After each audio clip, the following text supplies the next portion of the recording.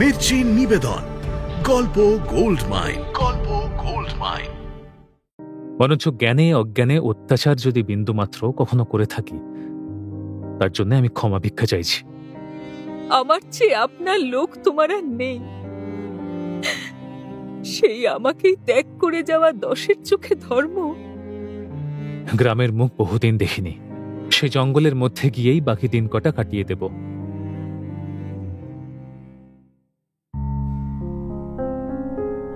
মির্চি গল্প গোল্ড মাইনে আপনাকে স্বাগত। মণিমাণিক্যে ভরা বাংলা সাহিত্যের কিছু কালোজয়ী উপন্যাস ও গল্প দিয়ে সাজানো আমাদের এই মির্চি গল্প গোল্ড মাইন। শুনছেন কথাশিল্পী শরৎচন্দ্র চট্টোপাধ্যায়ের ক্লাসিক উপন্যাস শ্রীকান্ত। রাজলক্ষ্মীর ডাকে রেঙ্গুন থেকে এলো শ্রীকান্ত। দেখল সে বঙ্কুর বিয়ের আয়োজন করছে, অথচ অন্তরে লুকিয়ে আছে বেদনা ও বৈরাগ্য। কাশীর পথে স্টেশনে ধাক্কায় এক পিতার মাটির পুতুল ভেঙে গেলে রাজলক্ষ্মীর চোখে জল নামে। লোকটির ট্রেন মিস হওয়ায় তাকে কামরায় তোলে, মেয়ের জন্য দেয় দামি কাপড়। সব দেখে শ্রীকান্তের মনে জাগে নতুন ভাবনা।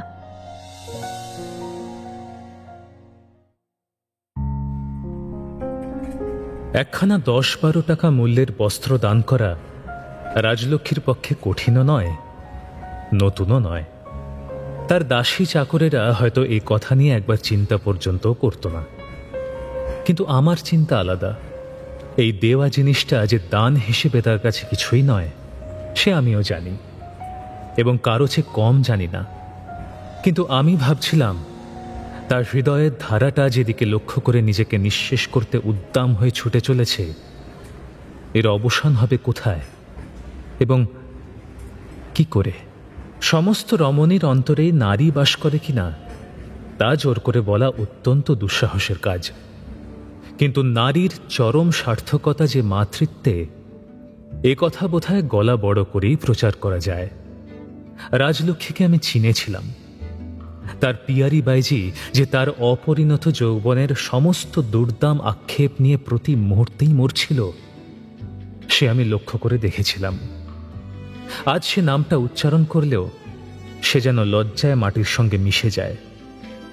সর্বস্ব দিয়ে সংসার উপভোগ করবার সেই উত্তপ্ত আবেগ আর রাজলক্ষ্মীর মধ্যে নেই।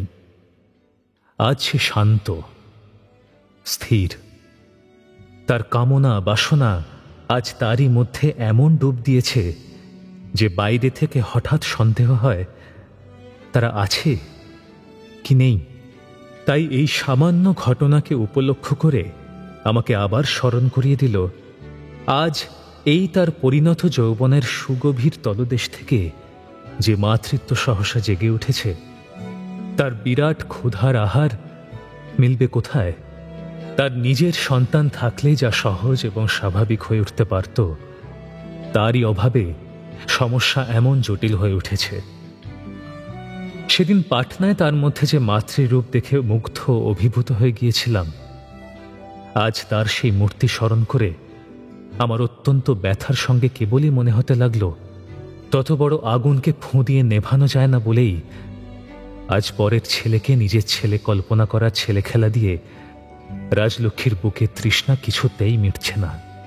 তাই আজ একমাত্র বঙ্কুই তার কাছে পর্যাপ্ত নয়।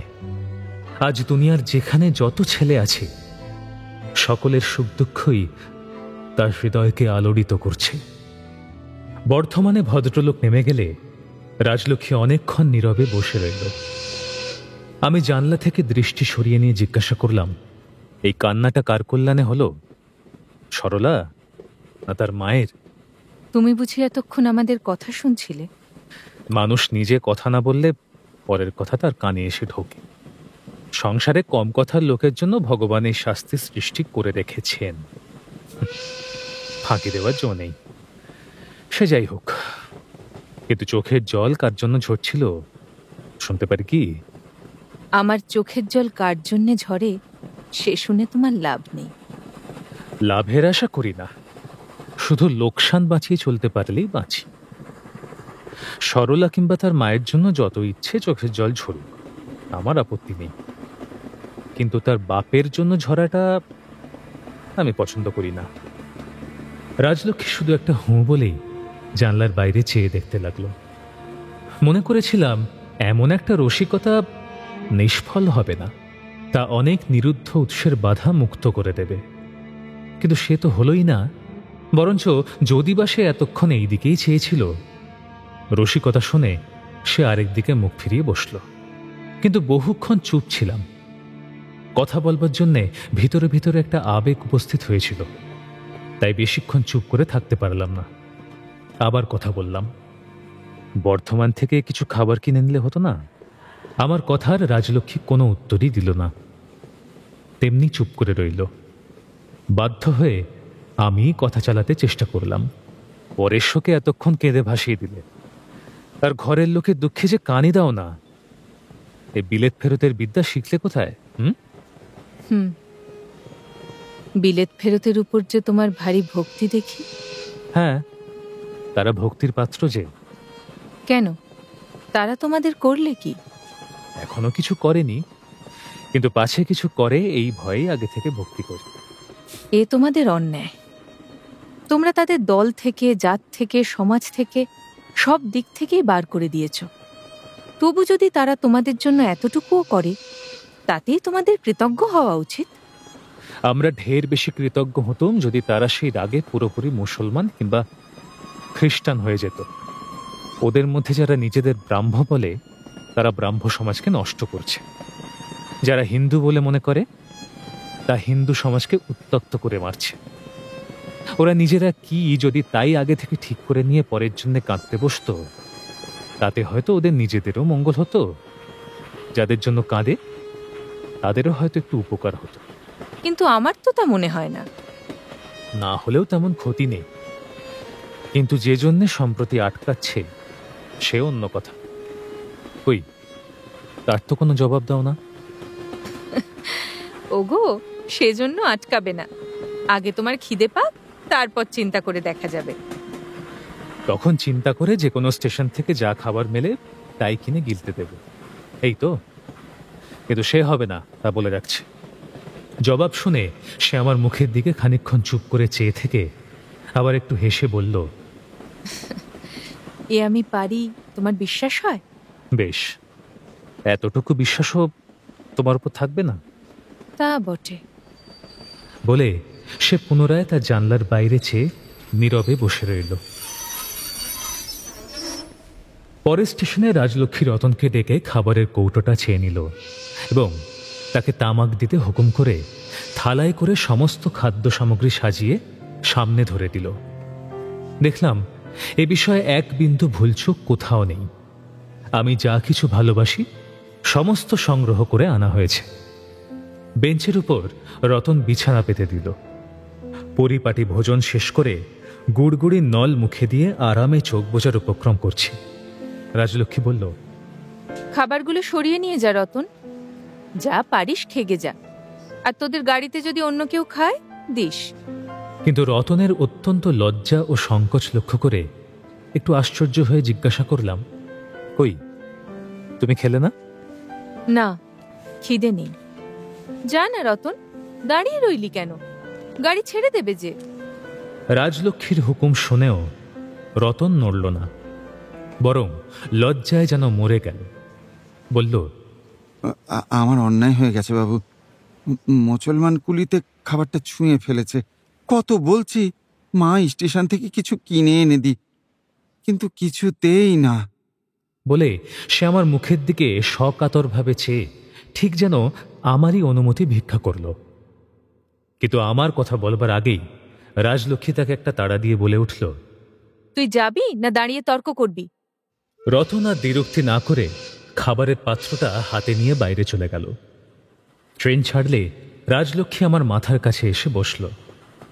মাথার চুলের মধ্যে ধীরে ধীরে আঙুল চালাতে চালাতে বলল, আচ্ছা দেখো। পরে দেখবো কন, কিন্তু তোমার কিন্তু গিয়ে লেকচার দিতে হবে না। আমি বুঝেছি। আমি মুসলমানকে ঘৃণাও করি নে, সে ছুঁলে খাবার নষ্ট হয়ে যায় তাও মনে করি নে। করলে নিজে হাতে তোমাকে খেতে দিতুম না। কিন্তু নিজে খেলে না কেন?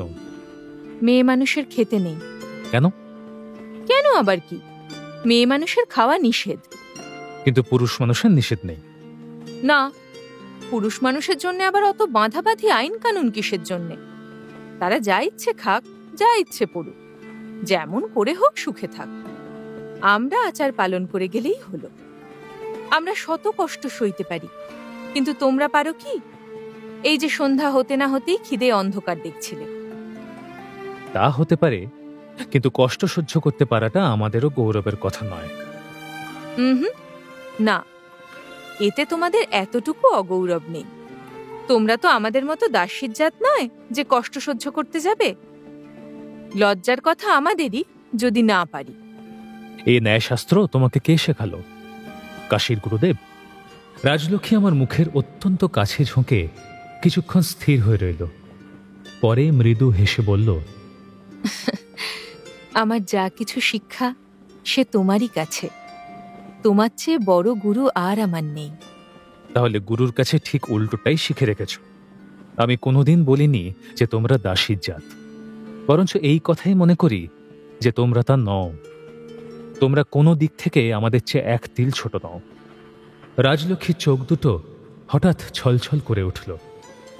বলল, সে আমি জানি, আর জানি বলেই তো কথা তোমার কাছে শিখতে পেরেছি। তোমার মতো সবাই যদি এমনি করে ভাবতে পারত, তাহলে পৃথিবী শুদ্ধ সমস্ত মেয়ের মুখেই কথা শুনতে পেতে। কে বড় কে ছোট এ সমস্যাই কখনো উঠত না। অর্থাৎ এ সত্য নির্বিচারে সবাই মেনে নিত। হ্যাঁ। ভাগ্যিস পৃথিবী শুদ্ধ মেয়েরা তোমার সঙ্গে একমত নয়, তাই রক্ষা। কিন্তু নিজেদের এত হীন মনে করতে তোমার লজ্জা করে না? আমার উপহাস রাজলক্ষ্মী লক্ষ্য করল কিনা সন্দেহ।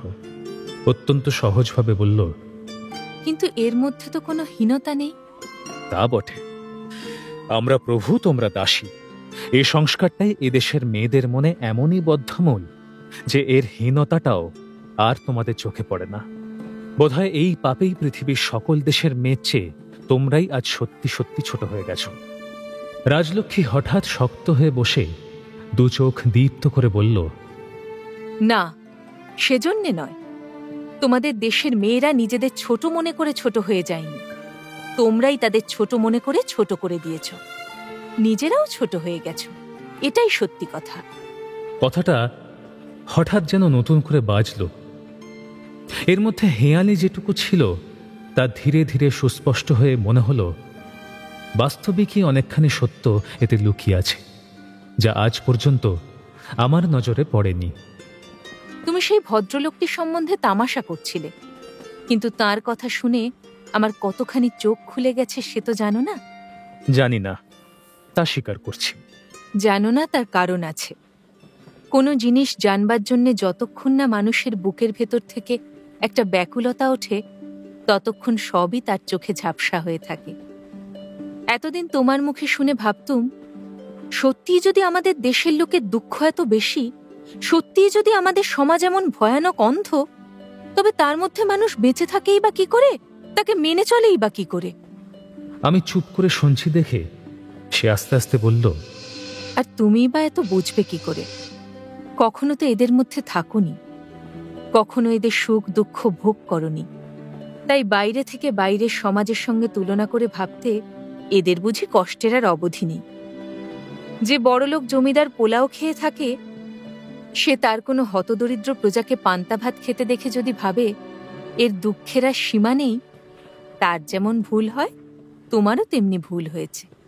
তোমার তর্কটা যদিও ন্যায়শাস্ত্রের আইনে হচ্ছে না, তবু জিজ্ঞাসা করি, কি করে জানলে যে দেশের সম্বন্ধে আমার এর চেয়ে বেশি জ্ঞান নেই? কি করে থাকবে? তোমার মতো স্বার্থপর লোক আর সংসারে আছে নাকি? যে কেবল নিজের আরামের জন্য পালিয়ে বেড়ায়, সে ঘরের খবর জানবে কোথা থেকে? তোমাদের মতো লোকই সমাজের বেশি নিন্দে করে বেড়ায়, যারা সমাজের কোনো ধারই ধারে না। তোমরা না জানো ভালো করে পরের সমাজ, না জানো ভালো করে নিজেদের সমাজ। তারপরে এই যেমন বাইরে থেকে বাইরের সামাজিক ব্যবস্থা দেখে তোমরা ভেবে মরে যাও আমাদের মেয়েরা বাড়ির মধ্যে আবদ্ধ থেকে দিনরাত কাজ করে বলে তাদের মতো দুঃখী, তাদের মতো পীড়িত, তাদের মতো হীন আর বুঝি কোনো দেশের মেয়ে নেই। কিন্তু দিন কতক আমাদের ভাবনা ছেড়ে দিয়ে নিজেদের চিন্তা করো দেখি, নিজেদের একটু উঁচু করবার চেষ্টা করো। যদি কোথাও কিছু সত্যিকার গলদ থাকে, সে শুধু তখনই চোখে পড়বে, কিন্তু তার আগে নয়। তারপরে? তুমি আমাকে তামাশা করছো তা জানি, কিন্তু তামাশা করবার কথা আমি বলিনি। বাড়ির গিন্নি সকলের চেয়ে কম, সকলের চেয়ে খারাপ খায়, অনেক সময় চাকরের চেয়েও, অনেক সময় চাকরদের চেয়েও বেশি খাটতে হয়। কিন্তু তার দুঃখে আকুল হয়ে কেঁদে না বেরিয়ে আমাদের বরঞ্চ অমনি দাসীর মতোই থাকতে দাও, কিন্তু অন্য দেশের রানী করে তোলবার চেষ্টা করো না। আমি এই কথাটাই তোমাকে বলছি। তর্কশাস্ত্রের মাথায় পা দিয়ে ডোবাবার জো করে তুলেছ বটে, কিন্তু আমিও যে শাস্ত্র মতে তর্ক করবার ঠিক বাগ পাচ্ছি না। তা মানছি। তর্ক করবার কিচ্ছু নেই, থাকলেও সে শক্তি নেই। ভয়ানক ঘুম পাচ্ছে, কিন্তু তোমার কথাটা একরকম বুঝতে পেরেছি। আমাদের দেশে যে জন্যেই হোক, ছোট বড় উঁচু নিচু সকলের মধ্যেই টাকার লোভটা ভয়ানক বেড়ে গেছে। কেউ আর অল্পে সন্তুষ্ট হতে জানে না, চায়ও না। এতে যে কত অনিষ্ট হয়েছে সে আমিই টের পেয়েছি। কথাটা সত্যি, কিন্তু তুমি টের পেলে কেমন করে? টাকার লোভেই তো আমার এই দশা। কিন্তু আগেকার কালে বোধহয় এত লোভ ছিল না। এই ইতিহাসটা ঠিক জানি না। কখনো ছিল না। সেখানে কখনো মায়ে টাকার লোভে মেয়েকে এ পথে পাঠাতো না। তখন ধর্ম ভয় ছিল। আজ তো আমার টাকার অভাব নেই, কিন্তু আমার মতো দুঃখী কি কেউ আছে? পথের ভিক্ষুক যে, সেও বোধহয় আজ আমার চেয়ে ঢের ঢের বেশি সুখী। এবার আমি তার হাতটা নিজের হাতের মধ্যে টেনে নিয়ে বললাম, তোমার কি সত্যিই এত কষ্ট? রাজলক্ষ্মী কিছুক্ষণ চুপ করে থেকে আঁচল দিয়ে চোখ দুটি একবার মুছে নিয়ে বলল, আমার কথা আমার অন্তর্যামীই জানেন। তারপর দুজনেই স্তব্ধ হয়ে রইলাম। গাড়ির গতি ধীর হয়ে ক্রমশ একটা ছোট স্টেশনে এসে থামল। খানিক পরে আবার চলতে শুরু করলে বললাম, কি করলে তোমার বাকি জীবনটা সুখে কাটে আমাকে বলতে পারো? সে আমি ভেবে দেখেছি। আমার সমস্ত টাকা করে যদি কোনো রকমে চলে যায়, কিচ্ছু না থাকে, একেবারে নিরাশ্রয়, তাহলেই। আবার দুজনে নিস্তব্ধ হয়ে রইলাম। তার কথাটা এতই স্পষ্ট যে সবাই বুঝতে পারে। আমারও বুঝতে দেরি হলো না। কিছুক্ষণ চুপ করে থেকে জিজ্ঞাসা করলাম, এই কথা তোমার কবে থেকে মনে হয়েছে? যেদিন অভয়ার কথা শুনেছি সেই দিন থেকে। কিন্তু তাদের জীবনযাত্রা তো এরই মধ্যে শেষ হয়ে যায়নি। ভবিষ্যতে তারা যে কত দুঃখ পেতে পারে এ তো তুমি জানো না। না, জানি না সত্যি, কিন্তু যত দুঃখই তারা পাক, আমার মতো দুঃখ যে তারা কোনোদিন পাবে না এ আমি নিশ্চয় বলতে পারি। লক্ষ্মী, তোমার জন্য আমি সর্বস্ব ত্যাগ করতে পারি, কিন্তু সম্ভ্রম ত্যাগ করে কি করে? আমি কি তোমাকে তাই বলছি? আর সম্ভ্রমে তো মানুষের আসল জিনিস। সেই যদি ত্যাগ করতে পারো না, তবে ত্যাগের কথা মুখে আনছো কেন? তোমাকে তো আমি কিছুই ত্যাগ করতে বলিনি। বলনি বটে, কিন্তু পারি। সম্ভ্রম যাওয়ার পরে পুরুষ মানুষের বেঁচে থাকা বিড়ম্বনা। শুধু সেই সম্ভ্রম ছাড়া তোমার জন্য আর সমস্তই আমি বিসর্জন দিতে পারি। রাজলক্ষ্মী সহসা আমার হাতটা টেনে নিয়ে বলল, আমার জন্য তোমাকে কিছুই বিসর্জন দিতে হবে না। কিন্তু তুমি কি মনে করো শুধু তোমাদেরই সম্ভ্রম আছে, আমাদের নেই? আমাদের পক্ষে সেটা ত্যাগ করা এতই সহজ। তবু তোমাদের জন্যেই কত শত সহস্র মেয়ে মানুষ যে এটাকে ধুলোর মতো ফেলে দিয়েছে, সে কথা তুমি জানো না বটে, কিন্তু আমি জানি। আমি কি একটা বলবার চেষ্টা করতেই সে আমাকে থামিয়ে দিয়ে বলল, থাক, আর কথায় কাজ নেই। তোমাকে আমি এতদিন যা ভেবেছিলুম তা ভুল। তুমি ঘুমো। এ সম্বন্ধে আর আমিও কোনোদিন কথা কইব না, তুমিও কইও না। কথাগুলো বলে সে উঠে তার নিজের বেঞ্চিতে গিয়ে বসল।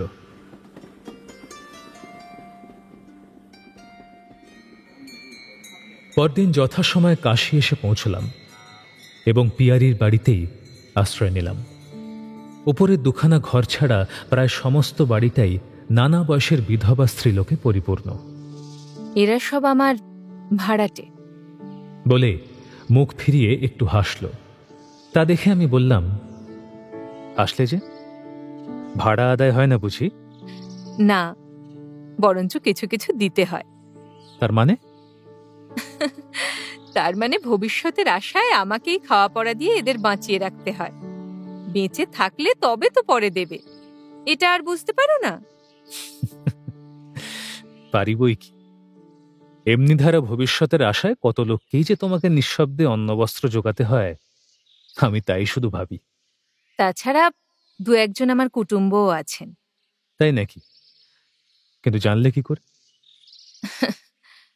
মায়ের সঙ্গে এসে এই কাশিতেই যে আমার মরণ হয়েছিল, সে বুঝি তোমার মনে নেই? তখন অসময়ে যাঁরা আমার সদ্গতি করেছিলেন, তাঁদের সে উপকার তো আর প্রাণ থাকতে ভোলা যায় না কি না? আমি এ কথা শুনে একেবারে চুপ করে রইলাম। পিয়ারি বলতে লাগলো, বড় দয়ার শরীর এঁদের, তাই কাছে এনে একটু কড়া নজরে রেখেছি, যাতে লোকের আর বেশি উপকার করবার সুযোগ না পান।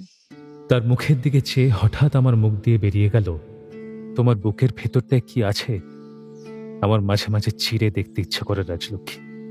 মোলে দেখো। আচ্ছা, ঘরে গিয়ে একটুখানি শোগে যাও। আমার খাবার তৈরি হলে তোমাকে তুলবো এখন। বলে সে হাত দিয়ে ঘরটা দেখিয়ে দিয়ে সিঁড়ি দিয়ে নিচে নেমে গেল। আমি অনেকক্ষণ সেখানেই চুপ করে দাঁড়িয়ে রইলাম। তার হৃদয়ের আজ যে বিশেষ কোনো নতুন পরিচয় পেলাম তা নয়, কিন্তু আমার নিজের হৃদয়ে এই সামান্য কাহিনীটা একটা নতুন আবর্তের সৃষ্টি করে দিয়ে গেল। রাতে পিয়ারি বলল, তোমাকে বৃথা কষ্ট দিয়ে এতদূর নিয়ে এলুম। গুরুদেব তীর্থ ভ্রমণে বেরিয়ে গেছেন, তাকে তোমাকে দেখাতে পারলুম না। সেজন্য আমি কিছু মাত্র দুঃখিত নই। আবার কলকাতায় ফিরে যাবে তো? হ্যাঁ। আমার সঙ্গে যাবার কি কোনো আবশ্যক আছে? না থাকে তো আমি আরেকটু পশ্চিম থেকে ঘুরে আসতে চাই। বঙ্কুর বিয়ের তো এখনো কিছু দেরি আছে। চলো না, আমিও প্রয়াগে একবার স্নান করে আসি। একটু মুশকিলে পড়লাম। আমার জ্ঞাতি সম্পর্কের এক খুড়ো সেখানে কর্মোপলক্ষে বাস করতেন। মনে করেছিলাম তার বাসায় গিয়েই উঠব। তাছাড়া আরও কয়েকটি পরিচিত আত্মীয় বন্ধু সেখানেই থাকতেন। পিয়ারি চোখের নিমেষে আমার মনের ভাব উপলব্ধি করে বলল, আমি সঙ্গে থাকলে হয়তো কেউ দেখে ফেলতেও পারে না? আসলে দুর্নাম জিনিসটা এমনই যে লোকে মিথ্যে দুর্নামের ভয় না করে পারে না। তা বটে। আর বছর আড়াতে তো তোমাকে একরকম কোলে নিয়েই আমার দিনরাত কাটল। ভাগ্যিস সে অবস্থাটা কেউ দেখে ফেলেনি। সেখানে বুঝি তোমার কেউ চেনাশোনা বন্ধু টন্ধু ছিল না? আমাকে খোঁটা দেওয়া বৃথা। মানুষ হিসেবে তোমার চেয়ে আমি অনেক ছোট, সে কথা তো আমি অস্বীকার করি না। খোঁটা? তোমাকে খোঁটা দিতে পারবো বলেই বুঝি তখন গিয়েছিলুম। দেখো, মানুষকে ব্যথা দেবার একটা সীমা আছে, সেটা ডিঙিয়ে যেও না। কলঙ্কই বটে, কিন্তু আমি হলে এ কলঙ্ক মাথায় নিয়ে লোককে বরঞ্চ ডেকে দেখাতুম, কিন্তু এমন কথা মুখ দিয়ে বার করতে পারতুম না। তুমি আমার প্রাণ দিয়েছ, কিন্তু আমি যে অত্যন্ত ছোট মানুষ রাজলক্ষ্মী। তোমার সঙ্গে যে আমার তুলনাই হয় না। প্রাণ যদি দিয়ে থাকি তো সে নিজের গরজে দিয়েছি, তোমার গরজে দিইনি। সেজন্য তোমাকে এক বিন্দু কৃতজ্ঞ হতে হবে না। কিন্তু ছোট মানুষ বলে যে তোমাকে ভাবতে পারিনি, তাহলে তো বাঁচতুম, গলায় দড়ি দিয়ে সব জ্বালা জুড়োতে পারতুম। কথাগুলো বলে সে প্রত্যুত্তরের জন্য অপেক্ষা মাত্র না করে ঘর থেকে বাইরে চলে গেল। পরদিন সকালে রাজলক্ষ্মী চা দিয়ে নীরবে চলে যাচ্ছিল। ডেকে বললাম, কথাবার্তা বন্ধ নাকি? না, কিছু বলবে? চলো, প্রয়াগ থেকে একবার ঘুরে আসি গে। বেশ তো, যাও না। তুমিও চলো। অনুগ্রহ নাকি? চাও না? না, যদি সময় হয় চেয়ে নেব, এখন না। বলে সে নিজের কাজে চলে গেল। আমার মুখ দিয়ে শুধু একটা মস্ত নিঃশ্বাস বের হয়ে এলো, কিন্তু কথা বের হলো না। দুপুরবেলা খাওয়ার সময় হেসে বললাম, আচ্ছা লক্ষ্মী, আমার সঙ্গে কথা বন্ধ করে তুমি কি থাকতে পারো, যে এই অসাধ্য সাধনের চেষ্টা করছো? সামনে থাকলে কেউ পারে না, আমিও পারবো না। তাছাড়া সে আমার ইচ্ছেও নয়। তবে ইচ্ছেটা কি শুনি? আমি কাল থেকেই ভাবছি, এই টানা হ্যাচড়া আর না থামালেই নয়। তুমিও একরকম স্পষ্টই জানিয়েছ, আমিও একরকম করে তা বুঝেছি। ভুল আমারই হয়েছে, সে নিজের কাছেও আমি স্বীকার করছি। কিন্তু থামলে কেন? কিন্তু কি? কিন্তু কিছুই না। কি যে নির্লজ্জ বাচালের মতো যেচে যেচে তোমার পিছনে পিছনে ঘুরে মরছি। এই বলে এসে হঠাৎ মুখখানা যেন ঘৃণায় কুঞ্চিত করে বলল, ছেলেই বা কি ভাবছে, চাকর বাকরেরাই বা কি মনে করছে। ছি ছি, এ যেন একটা হাসির ব্যাপার করে তুলেছি। বুড়ো বয়সে এসব কি আমায় সাজে? তুমি এলাহাবাদে যেতে চাইছিলে, তাই যাও। তবে পারো যদি বর্মা যাওয়ার আগে একবার দেখা করে যেও। সে চলে গেল। সঙ্গে সঙ্গে আমার খিদেও চলে গেল। তার মুখ দেখে আজ আমার প্রথম জ্ঞান হলো, এসব মান অভিমানের ব্যাপার নয়। সে সত্যি সত্যি কি একটা ভেবে স্থির করেছে।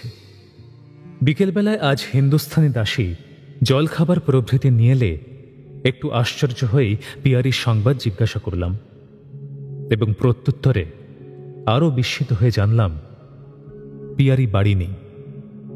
সাজসজ্জা করে জুড়ি গাড়ি চড়ে কোথায় গিয়েছে।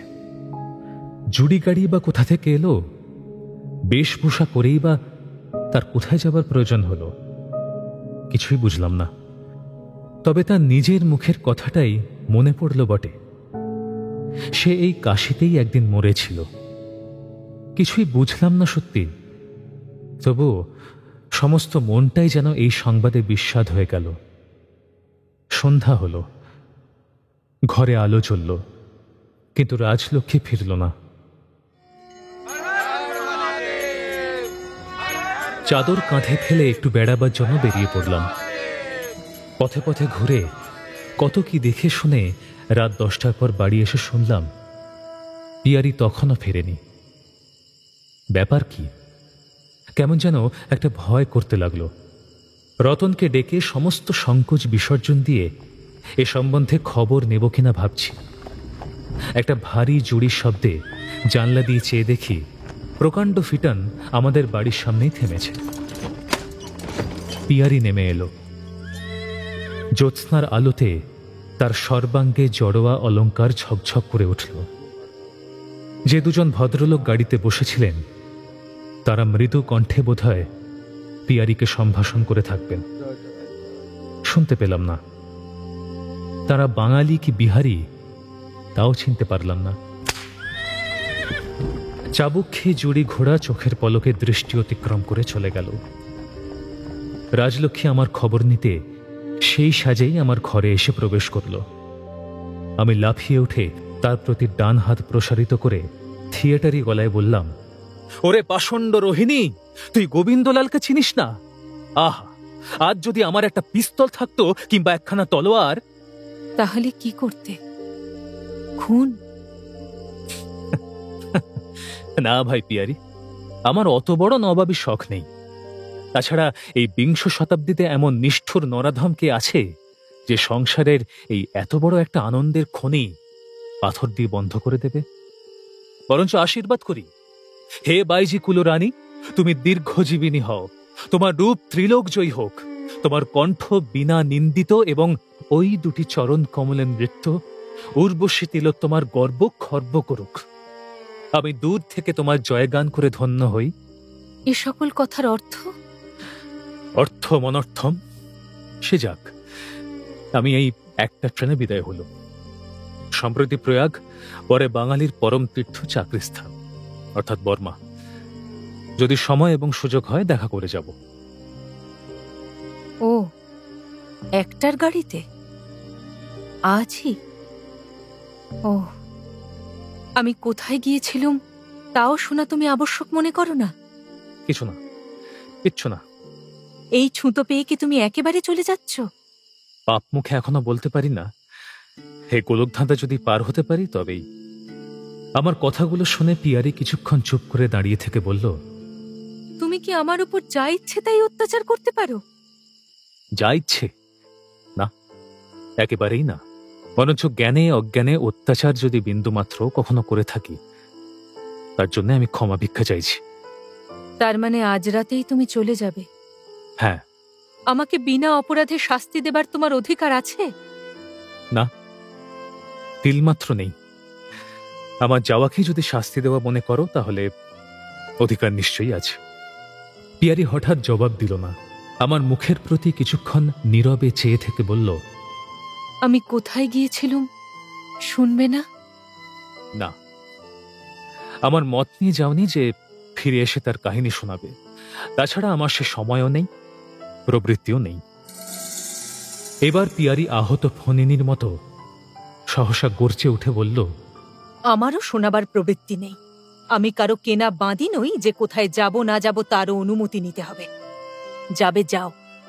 বলে রূপ ও অলংকারের একটা তরঙ্গ তুলে দিয়ে দ্রুত পদে ঘর থেকে বেরিয়ে গেল।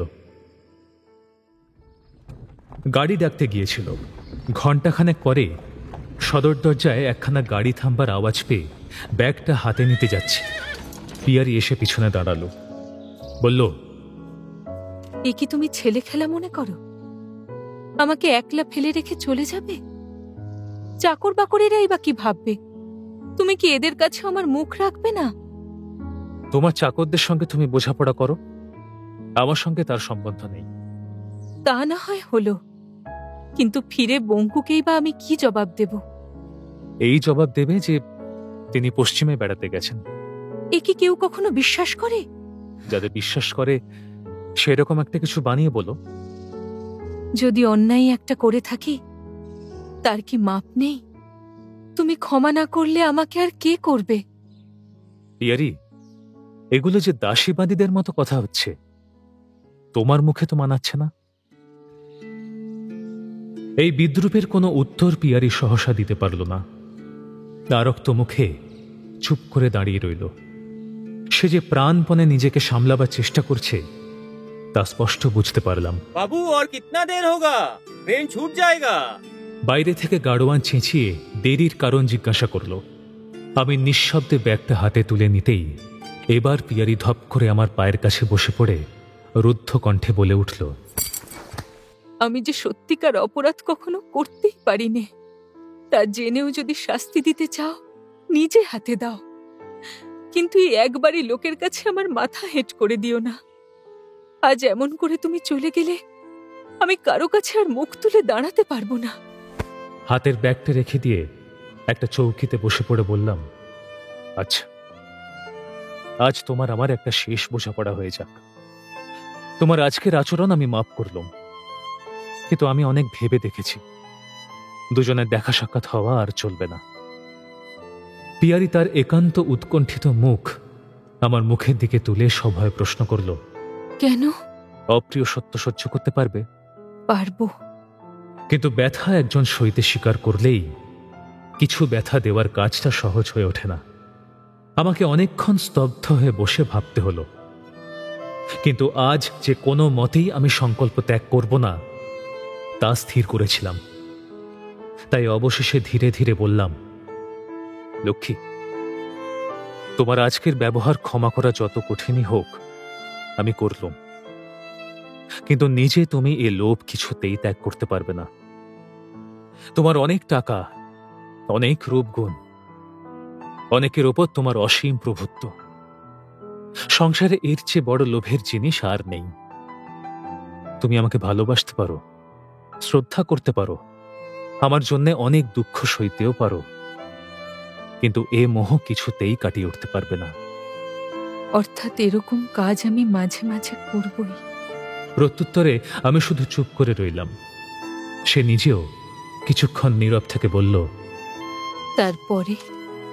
তারপরে একদিন খেলাঘরের মতো সমস্ত ভেঙে পড়বে। সেদিনের সেই হীনতা থেকে আজ তুমি আমাকে চিরদিনের মতো রেহাই দাও লক্ষ্মী। তোমার কাছে আমার এই প্রার্থনা।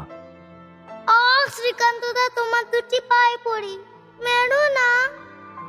পিয়ারি বহুক্ষণ নত মুখে নিঃশব্দে বসে রইল। তারপরে যখন মুখ তুলল দেখলাম তার দু চোখ বেয়ে জল পড়ছে। আঁচলে মুছে ফেলে জিজ্ঞাসা করল, তোমাকে কি কখনো কোনো ছোট কাজে আমি যোগ দিতে ইন্ধন দিয়েছি? এই বিগলিত অশ্রুধারা আমার সংযমের ভিত্তিতে গিয়ে আঘাত করল, কিন্তু বাইরে তার কিছুই প্রকাশ পেতে দিলাম না। শান্ত ও দৃঢ়তার সঙ্গে বললাম, না, কোনো দিন নয়। তুমি নিজে ছোট নও। ছোট কাজ তুমি নিজেও কখনো করতে পারো না, অপরকেও করতে দিতে পারো না। কিন্তু লোকে তো মনসা পণ্ডিতের পাঠশালার সেই রাজলক্ষ্মীটিকে চিনবে না। তারা চিনবে শুধু পাটনার প্রসিদ্ধ পিয়ারি বাইজিকে। তখন সংসারের চোখে যে কত ছোট হয়ে যাব সে কি তুমি দেখতে পাচ্ছ না? সে তুমি কেমন করে বাধা দেবে বলো তো? কিন্তু তাকে তো সত্যিকারের ছোট হওয়া বলে না। ভগবানের চোখে না হতে পারে, কিন্তু সংসারের চোখ তো উপেক্ষা করবার বস্তু নয় লক্ষ্মী। কিন্তু তার চোখকেই তো সকলের আগে মানা উচিত। এক হিসাবে সে কথা সত্যি, কিন্তু তার চোখ তো সর্বদা দেখা যায় না। যে দৃষ্টি সংসারের 10 জনের ভেতর দিয়ে প্রকাশ পায়, সেও তো তাঁরই চোখে দৃষ্টি রাজলক্ষ্মী। তাকেও তো অস্বীকার করা অন্যায়। সেই ভয়ে আমাকে তুমি জন্মের মতো ত্যাগ করে চলে যাবে? আবার দেখা হবে। তুমি যেখানেই থাকো না কেন, বর্মা যাবার পূর্বে আমি আরেকবার দেখা করে যাব। রাজলক্ষ্মী প্রবল বেগে মাথা নেড়ে তার অন্তর থেকে উঠে আসা কান্না ভেজা বিকৃত কণ্ঠে বলে উঠল, যাবে, যাও যাও, কিন্তু তুমি আমাকে যাই ভাবো না কেন, আমার চেয়ে আপনার লোক তোমার আর নেই। সেই আমাকেই ত্যাগ করে যাওয়া 10-এর চোখে ধর্ম, এ কথা আমি কখনো মানব না, কখনো না। বলে দ্রুত বেগে ঘর ছেড়ে চলে গেল। পকেট ঘড়ি খুলে দেখলাম এখনো সময় আছে। এখনো হয়তো একটা ট্রেন ধরতে পারি। নিঃশব্দে ব্যাগটা তুলে নিয়ে ধীরে ধীরে নেমে গাড়িতে গিয়ে বসলাম। বকশিসের লোভে গাড়ি প্রাণপণে ছুটে স্টেশনে পৌঁছে দিল, কিন্তু সেই মুহূর্তেই পশ্চিমের ট্রেন প্ল্যাটফর্ম ছেড়ে বেরিয়ে গেল। খবর নিয়ে জানলাম 8 ঘন্টা পরেই একটা ট্রেন কলকাতার দিকে রওনা হবে। ভাবলাম, সেই ভালো। গ্রামের মুখ বহুদিন দেখিনি, সে জঙ্গলের মধ্যে গিয়েই বাকি দিন কটা কাটিয়ে দেব। সুতরাং পশ্চিমের পরিবর্তে পূর্বের টিকিট কিনেই 8 ঘন্টা পরে এক বিপরীতগামী বাষ্পীয় শকটে উঠে কাশী পরিত্যাগ করে গেলাম। বহুকাল পরে আবার একদিন বিকেলবেলায় গ্রামে এসে প্রবেশ করলাম। আমার বাড়িটা তখন আমাদের আত্মীয়া ও তাঁদের আত্মীয়ায় পরিপূর্ণ। সমস্ত ঘর দুয়ার জুড়ে তারা আরামে সংসার পেতে বসেছেন। ছুঁচটি রাখবার স্থান নেই। আমার আকস্মিক আগমনে ও বাস করবার সংকল্প শুনে তারা আনন্দে মুখ কালি করে বলতে লাগলেন, আহা, এ তো সুখের কথা, আহ্লাদের কথা। এইবার একটা বিয়ে থা করে সংসারী হ শ্রীকান্ত, আমরা দেখে একটু চোখ জুড়াই।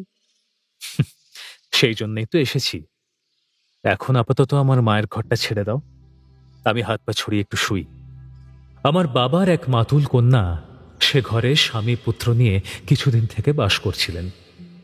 তিনি এসে বললেন, তাই তো, কিন্তু এত তাড়াহুড়ো করে সংসারের পাট তোলা যে। আচ্ছা আচ্ছা, থাক, আমি বাইরের ঘরেই না হয় থাকব। কিন্তু বাইরের ঘরে ঢুকে দেখি এক কোণে চুন এবং এক কোণে সুরকি গাদা করা আছে।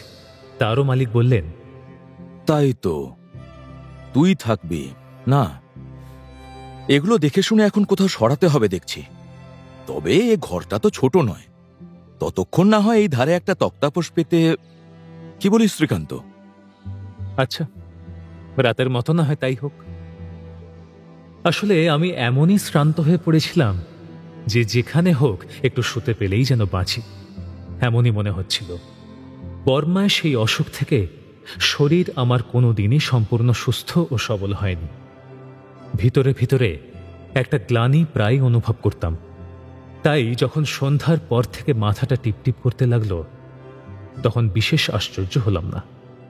রাঙা দিদি এসে বললেন, ওটা গরম ভাত খেয়ে ঘুমোলেই সেরে যাবে। তথাস্তু, তাই হল। গুরুজনের আজ্ঞা শিরোধার্য করে গরম কাটাতে অন্ন আহার করে শয্যা গ্রহণ করলাম। সকালে ঘুম ভাঙল, বেশ একটু জ্বর নিয়ে। রাঙা দিদি এসে গায়ে হাত দিয়ে বললেন, কিছুই না, ওটা ম্যালোয়ারি, ওতে ভাত খাওয়া চলে। কিন্তু আজ তার কথায় সায় দিতে পারলাম না। বললাম, না রাঙাদি, আমি এখনো তোমাদের ম্যালোয়ারি রাজার প্রজা নই। তার দোহাই পেড়ে অত্যাচার হয়তো আমার সইবে না। আজ আমার একাদশী।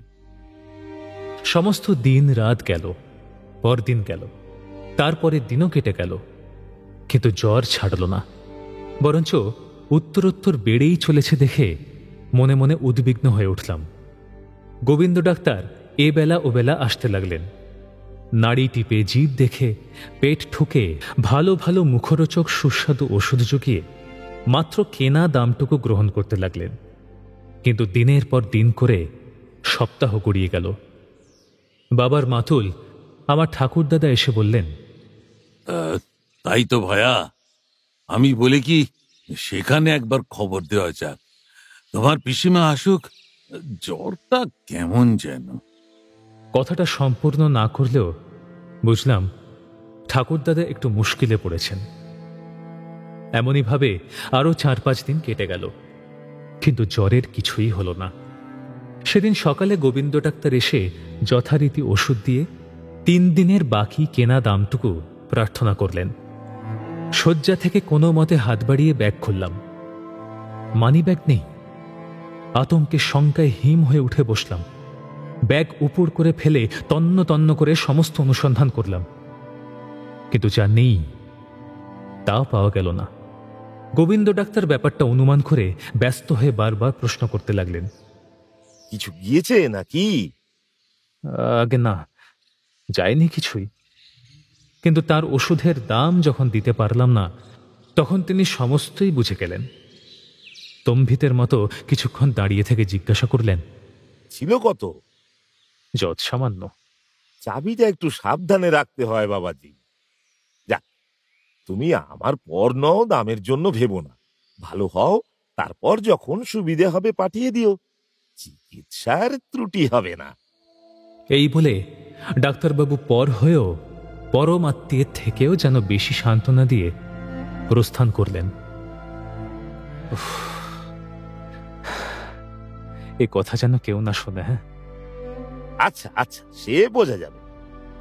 পাড়া গায়ে বিশ্বাসের ওপর টাকা ধার দেওয়ার প্রথা নেই। টাকা কেন, শুধু হাতে একটা সিকি ধার চাইলেও সবাই বুঝবে লোকটা নিছক তামাশা করছে। কারণ সংসারে এমন নির্বোধ কেউ আছে শুধু হাতে ধার চায়, এই কথা পাড়া গায়ের লোক ভাবতেই পারে না। সুতরাং আমি সে চেষ্টাও করলাম না। প্রথম থেকেই স্থির করেছিলাম এ কথা রাজলক্ষ্মীকে জানাবো না, একটু সুস্থ হলেই যা হয় করব। সম্ভবত অভয়াকে লিখে টাকা আনাবো। মনের মধ্যে এই সংকল্প ছিল, কিন্তু সে সময় মিলল না। সহসা যত্নের সুর তারা থেকে উদারা নেমে পড়তেই বুঝলাম যেমন করেই হোক আমার বিপদটা বাড়ির ভিতরে আর অজানা নেই। অবস্থাটা সংক্ষেপে জানিয়ে রাজলক্ষ্মীকে একখানা চিঠি লিখলাম বটে, কিন্তু নিজেকে এত হীন, এত অপমানিত মনে হতে লাগলো যে কোনো মতেই পাঠাতে পারলাম না, ছিঁড়ে ফেলে দিলাম। পরদিন এমনই কাটল, কিন্তু তারপরে আর কিছুতেই কাটতে চাইল না। সেদিন কোনো দিকে চেয়ে আর কোনো পথ দেখতে না পেয়ে অবশেষে এক প্রকার মরিয়া হয়েই কিছু টাকার জন্য রাজলক্ষ্মীকে সমস্ত অবস্থা জানিয়ে খান 2 পত্র লিখে পাটনা ও কলকাতার ঠিকানায় পাঠিয়ে দিলাম। সে যে টাকা পাঠাবেই তাতে কিছু মাত্র সন্দেহ ছিল না। তবুও সেদিন সকাল থেকেই কেমন যেন উৎকণ্ঠিত সংশয়ে ডাকপিয়নের অপেক্ষায় সামনের খোলা জানলা দিয়ে পথের ওপর দৃষ্টি পেতে উন্মুখ হয়ে রইলাম। সময় চলে গেল। আজ আর তার আশা নেই মনে করে পাশ ফিরে শোবার উপক্রম করছি। এমন সময় দূরে একখানা গাড়ির শব্দে চমকে বালিশে ভর দিয়ে উঠে বসলাম। গাড়ি এসে ঠিক সামনেই থামল। দেখি কোচমানের পাশে রতন বসে। সে নিচে নেমে গাড়ির দরজা খুলে দিতেই যা চোখে পড়ল তা সত্যি বলে বিশ্বাস করা কঠিন। রাজলক্ষ্মী প্রকাশ্য দিনের বেলায় এই গ্রামের পথের উপর রাজলক্ষ্মী এসে দাঁড়াতে পারে তা চিন্তার অতীত। ওই যে বাবু। রাজলক্ষ্মী শুধু একবার আমার দিকে চেয়ে দেখল মাত্র। মা, দেরি হবে তো, ঘোড়া খুলে দিই। একটু দাঁড়াও। গাড়োয়ানকে নির্দেশ দিয়ে রাজলক্ষ্মী অবিচলিত ধীর পদক্ষেপেই আমার ঘরে এসে প্রবেশ করল। এই আত্মীয় অনাত্মীয় ভরা সংসারে রাজলক্ষ্মী এসে দাঁড়ালো আমার ঘরে। এবার কি হবে? এই গ্রামেরই মেয়ে ছিল রাজলক্ষ্মী। গ্রামের অনেকেই হয়তো জানে তার পিয়ারি বাইয়ের পরিচয়। যারা তা জানে না তাদের কাছে তো রাজলক্ষ্মী মৃত। সেখানে এমন অনায়াসে শ্রীকান্তর টানে এসে দাঁড়ালো রাজলক্ষ্মী। আত্মীয় স্বজন সমাজের কাছে এবার শ্রীকান্ত কি কৈফিয়ত দেবে?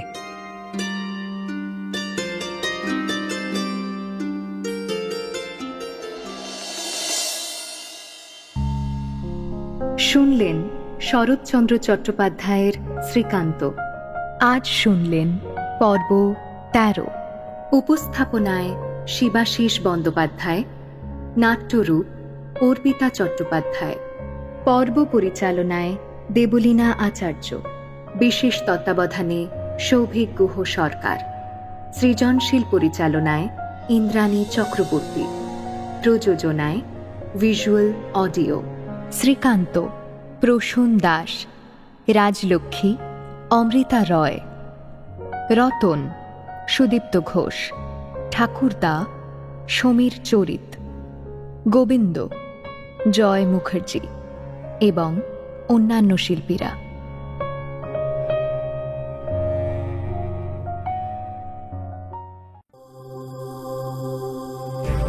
মির্চি নিবেদন গল্প গোল্ড মাইন। গল্প গোল্ড মাইন।